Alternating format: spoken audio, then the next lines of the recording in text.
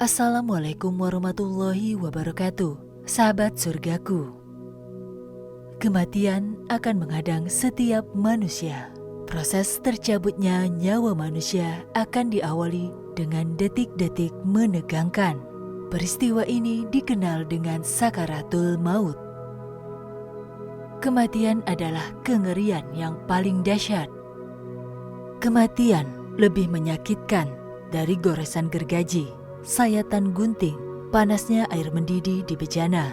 Seandainya ada mayat yang dibangkitkan dan menceritakan kepada penduduk dunia tentang sakitnya kematian, niscaya penghuni dunia tidak akan nyaman dengan hidupnya dan tidak nyenyak dalam tidurnya. Di saat seseorang menghadapi sakaratul maut, setan akan mendatanginya lalu duduk di atas kepalanya seraya berbisik, "Tinggalkan saja agama Islam dan katakan bahwa Tuhan itu ada dua. Jika kamu lakukan itu, maka kamu akan selamat dari sakit yang luar biasa ini." Dan banyak tipuan lainnya yang dibuat setan. Seperti setan bisa menyerupai orang tua kandungnya yang datang membawa air, sehingga orang tadi mengikuti kata-katanya. Ketika seorang hamba menghadapi sakaratul maut, dia akan merasakan kehausan yang amat sangat dan hatinya serasa dibakar. Inilah keadaan yang paling menyedihkan. Kondisi seperti ini adalah saat-saat emas bagi setan untuk merampas iman seorang mukmin. Karena si mukmin tengah mengalami rasa sakit dan haus yang amat sangat dengan tenggorokan yang terasa kering.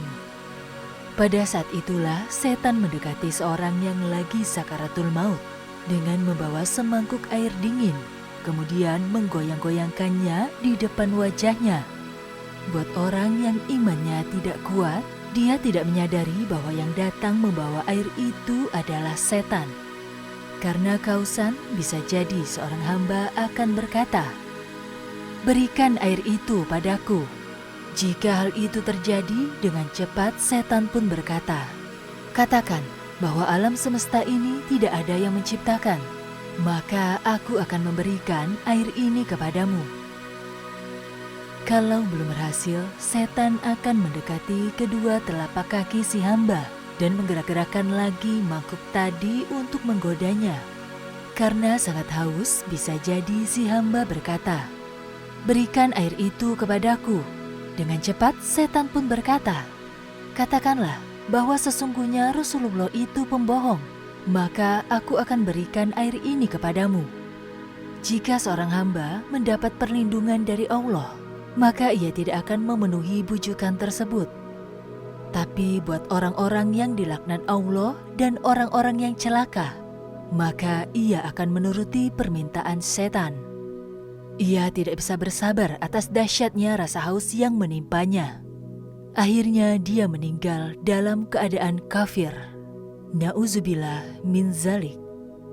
Ada orang yang beruntung, maka dia tidak akan menuruti bujukan setan itu, dan dia sadar siapa yang ada di hadapannya. Ada sebuah kisah tentang seorang zuhud bernama Abu Zakaria. Ketika dia mendekati ajalnya, beberapa kerabat datang dan mendapatinya dalam keadaan sakaratul maut. Lantas salah seorang dari mereka mentalkinkan, mengucapkan kalimat thayyibah, tapi dia memalingkan wajahnya dan tidak mau mengucapkan kalimat itu. Mereka mencoba menuntunnya lagi untuk kedua kalinya.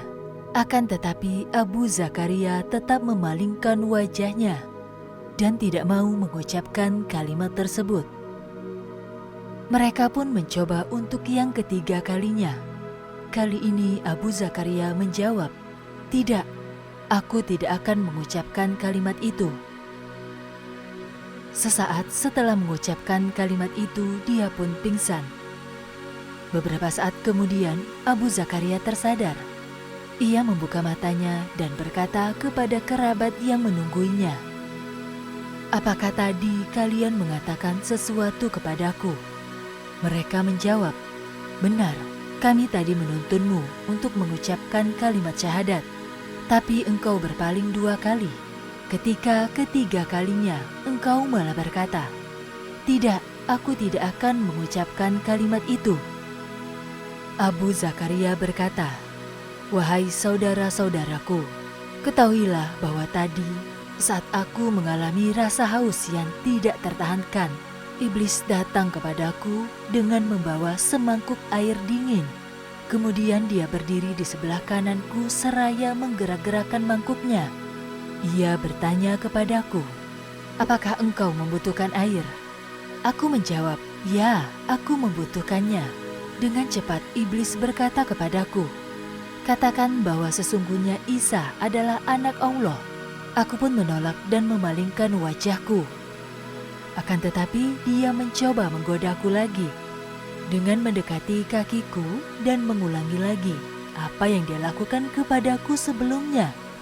Pada kali yang ketiga, dia berkata kepadaku, 'Katakan sesungguhnya Tuhan itu tidak ada.' Aku menolak dan menjawab, 'Tidak, aku tidak akan mengucapkan kalimat itu.' Mendengar jawabanku itu, iblis langsung membanting mangkuknya ke tanah dan langsung lari menjauh dariku. Ketahuilah, sebenarnya tadi aku menolak permintaan iblis, bukan menolak permintaan kalian.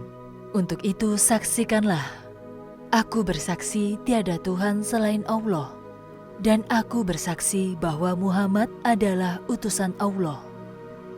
Berkaitan dengan kisah tersebut, Mansyur bin Ammar berkata, "Apabila seorang hamba telah mendekati ajalnya, maka keadaannya terbagi menjadi 5 bagian, yaitu harta untuk ahli warisnya, ruh untuk malaikat maut, daging untuk makanan ulat, tulang untuk dimakan tanah, kebaikannya untuk menahan setan ketika akan merampas imannya pada saat sakaratul maut tiba."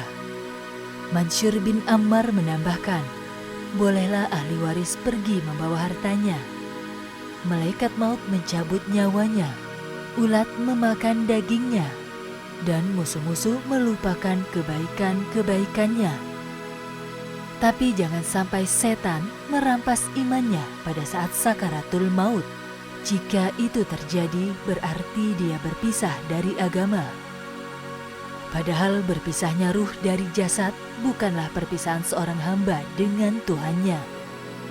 Ketahuilah bahwa sesungguhnya memisahkan diri dari agama akan membawa seorang hamba pada kerugian yang sangat besar, yaitu kerugian yang belum pernah dirasakan oleh seorang manusia pun di dunia.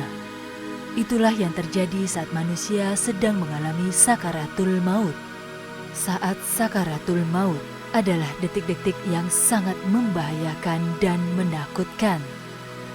Oleh karena itu, hendaklah engkau senantiasa menangis, bertobat, merendahkan diri, dan menghidupkan waktu malam dengan memperbanyak rukuk dan sujud agar engkau selamat dari azab Allah Subhanahu wa Ta'ala. Jangan lupa share video ini ya, biar Anda panen pahala. Rasulullah SAW bersabda, "Barang siapa yang menunjukkan suatu kebaikan kepada orang lain, maka ia mendapat pahala seperti orang yang melakukannya." Hadis riwayat Muslim. Jangan lupa like, komen, dan subscribe. Terima kasih telah menonton. Wassalamualaikum warahmatullahi wabarakatuh.